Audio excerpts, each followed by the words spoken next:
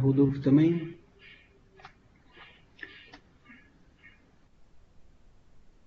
Ok. Obrigado, Rodolfo. E Frederico.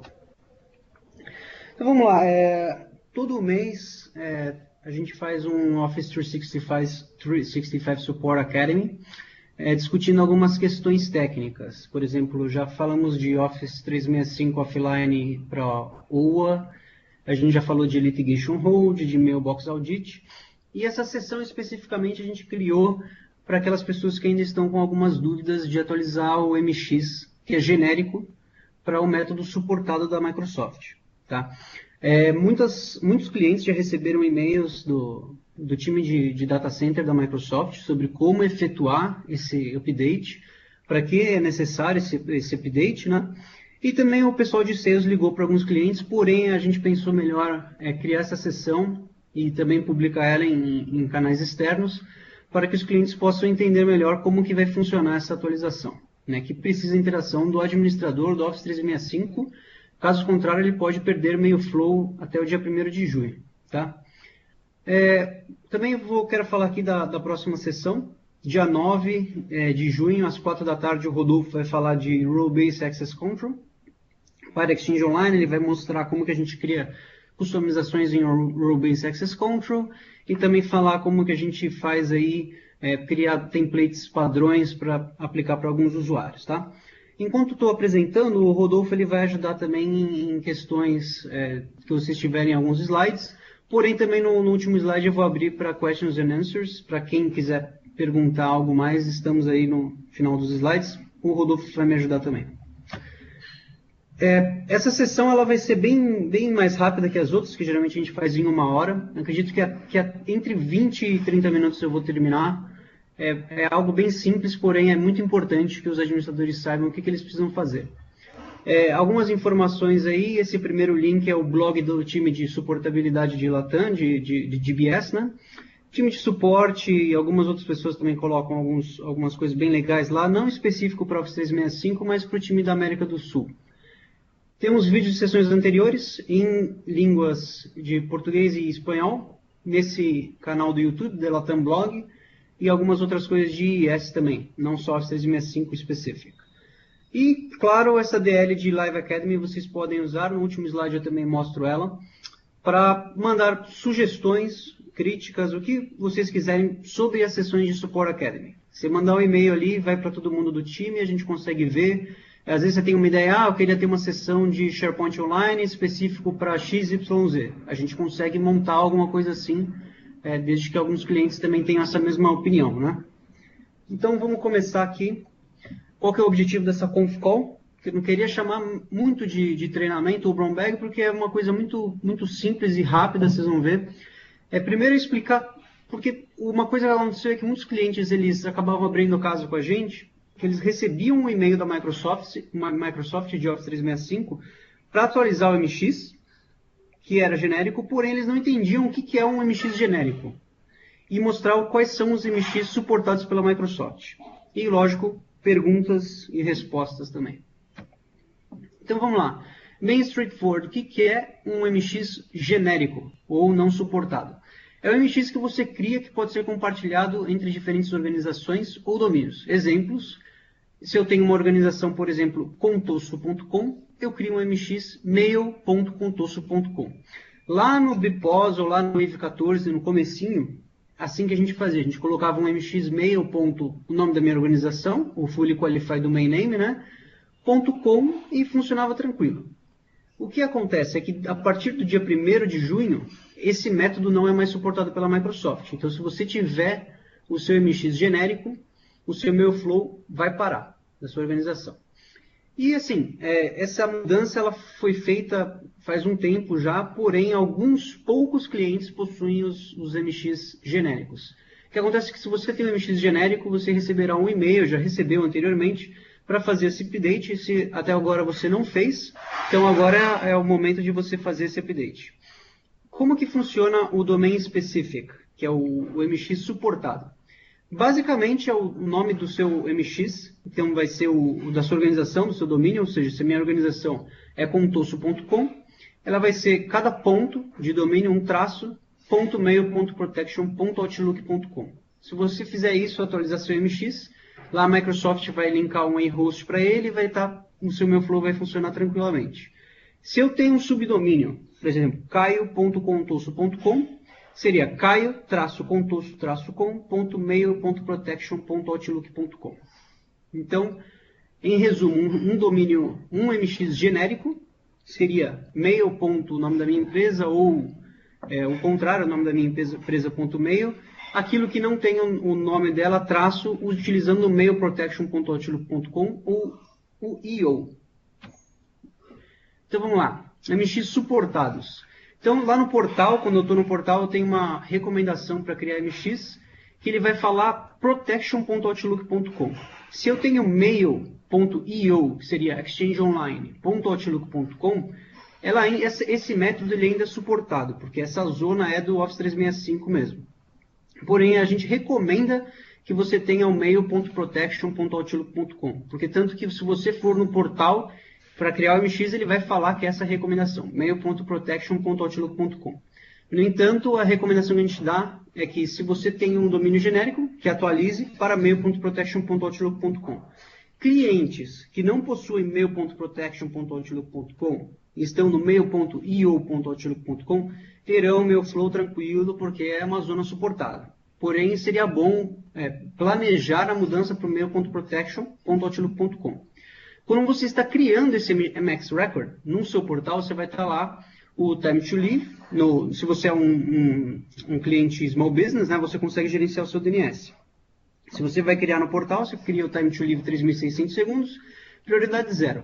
Se você não é small business e utiliza o name server externo, ou seja, utiliza um servidor registro, BR ou qualquer outro provedor, você na hora de solicitar ou gerenciar o seu DNS, a recomendação é que você utilize Time to Live de 1 hora, ou seja, 3.600 segundos, prioridade 0. Caso o seu Internet Service Provider não suporte os 3.600 segundos, temos alguns poucos casos com esse problema, que não é suportado 3.600 ou o inferior ou o maior, você pode ter sim esse recorde com Time to Live diferente, porém no portal ele vai mostrar um erro, vai mostrar para você que não está com Time to Live lá, ele vai mostrar que está vermelho, porém se o seu MX estiver para mail.protection.outlook.com, ele funcionará MailFlow. Tá? Mas aí você pode fazer abrir um serviço com o Internet Service Provider, falando que é necessário ter o 3.600 segundos. Mas a priori ele vai funcionar com um valor diferente, Time to Live, 4, 5 mil segundos. Porém, o mais importante aqui é focar no MX mesmo, o registro MX, mail.protection.outlook.com. E como que eu valido isso? Então, todos sabem que o DNS ele tem lá uma réplica de até 72 horas, né? Quando você faz, porque tem o cache. Então, você validando, é sempre bom validar em DNS externos, ou seja, você usar um servidor DNS externo para fazer o lookup. Então, aqui eu vou dar um exemplo de DNS lookup para 2 tipos de domínios. Um com o domínio genérico, com o MX genérico, e um outro com o domain specific que será suportado. Então, se eu uso NS Lookup, apontando para um servidor externo. Nesse caso, eu vou usar o 4.2.2.1. Você está aqui para Emacs.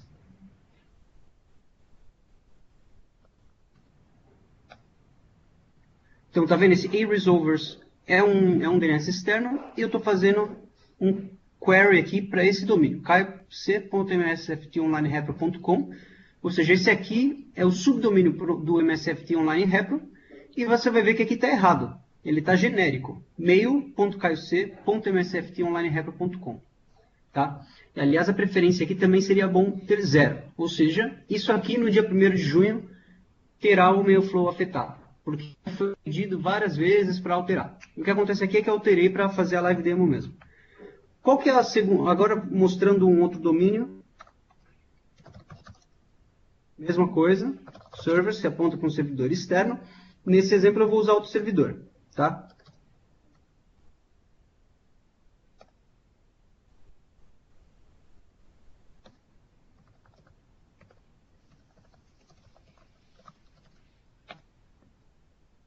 Aqui, temos 2 registros. Um registro é o io.outlook.com e o outro é o protection.outlook.com. Ah, eu só tenho o io, não tenho protection. Sem problema, vai funcionar. Recomendação, no futuro, planejar para mudar para protection.outlook.com. Só tenho o protection. Sem problema nenhum, vai funcionar corretamente.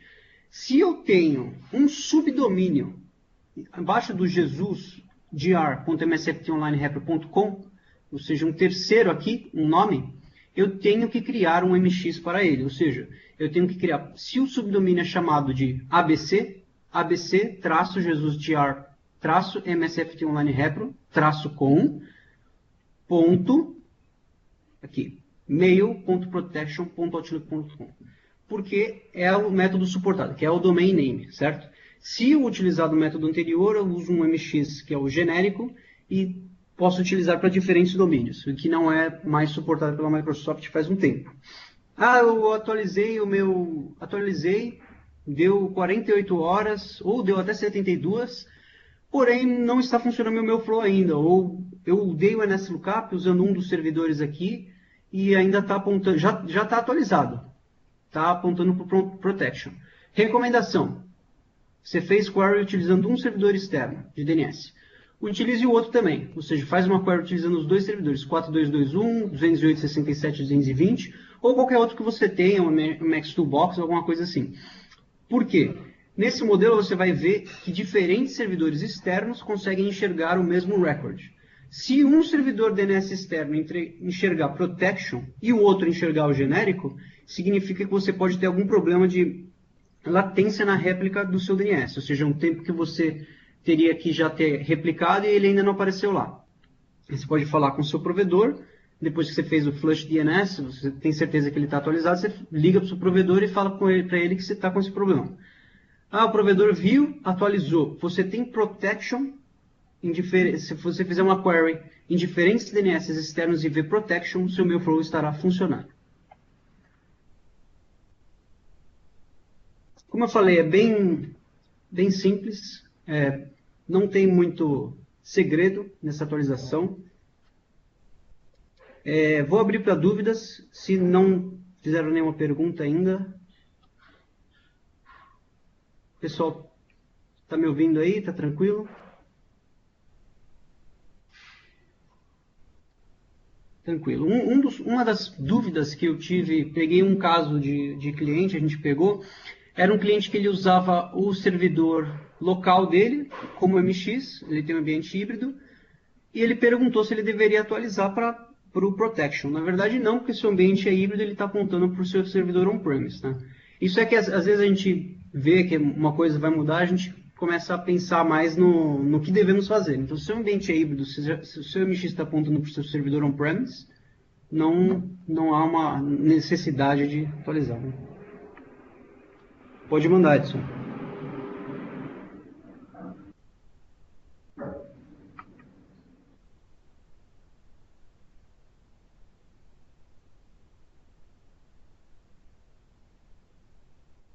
Sim.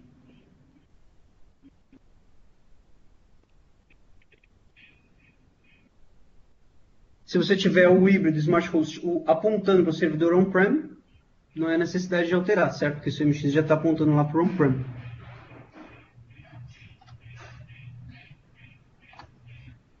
Também, pessoal, divulgando aí que dia 9 de junho a gente vai ter uma sessão com o Rodolfo de Role Based Access Control. Muito interessante participar. É para aqueles que não conheciam o Academy. A gente geralmente tem sessão de 1 hora com live demo mostrando como é que algumas funcionalidades específicas funcionam. Tem aquele link no YouTube lá que vocês podem ver algumas das sessões que tivemos. Tem bastante coisa interessante lá para olhar. E, de novo, se vocês tiverem alguma dúvida, sugestão, Outdoor65, latsupiacad@microsoft.com. A gente vai receber o e-mail e responder o quanto antes aí. Tentar montar alguma coisa no pedido de vocês.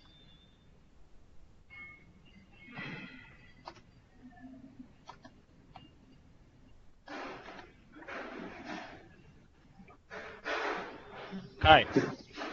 Oi. The thing is, SmartHost. There's some customers that when they created the hyper configuration, they create a connector, Uhum. They have the like microsoftonline.com, or they have the old messaging Uhum. dot com. Those connectors will also stop working, right? Sim, eles têm que atualizar. Tem lá, aliás, você tem que ver também se ele está usando Smart Host e o ambiente dele, que era 14, FOP já foi migrado também para IOP, né? Uhum. Mas aí é outra questão, não entra Emacs. Então, é que a gente está falando de Smart Host, não Emacs Record. Você quer mais focado para o cara que ele tem um ambiente na nuvem, e ele tem um MX genérico, que é, por exemplo, mail.frederico.online.com, e ele tem que atualizar para o mail-frederico-online-com.mail.protection.com. Ok. Pessoal, muito obrigado por participar. Depois a gente vai fazer o upload do vídeo no YouTube, no canal. Aí vocês podem até pegar aquele link, se vocês são parceiros, mandar para alguns clientes. Ou se você é cliente, tem algum outro cliente que você conhece que tem Office 365, só para fazer um double check que ele não tem um MX genérico lá no DNS dele. Tá? Obrigado, Edson. Obrigado a todo mundo por participar. E dia 9 de junho, Role Based Access Control com o Rodolfo. Tópico muito legal. Obrigado, pessoal.